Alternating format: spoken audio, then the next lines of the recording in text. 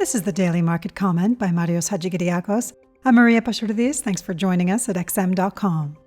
Global markets buckled under the weight of the new shutdowns in Europe yesterday, with the newfound uncertainty around the U.S. election making matters worse.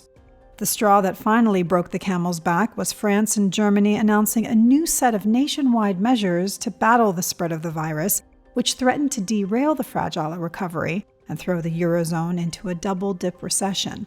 U.S. equities fell a whopping 3.5% as investors trimmed their risk exposure, while defensive plays like the Japanese yen and the U.S. dollar shined bright. The new restrictions are not quite as strict as the lockdowns in March, so the hit to economic growth will likely be smaller, but that also means less fiscal assistance to cushion the blow this time.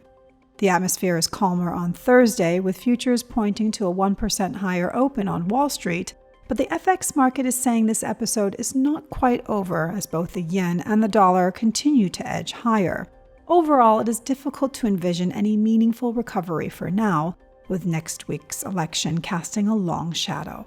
Besides stocks, the main losers from yesterday's rout were the commodity-linked currencies.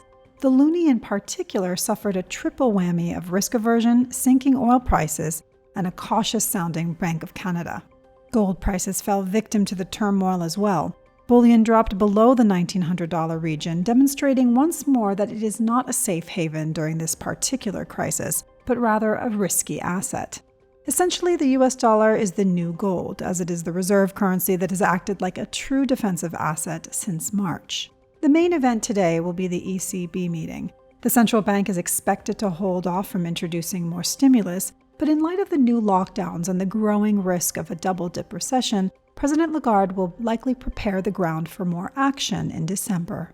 This was today's Daily Market Comment. Thanks for joining us at XM.com.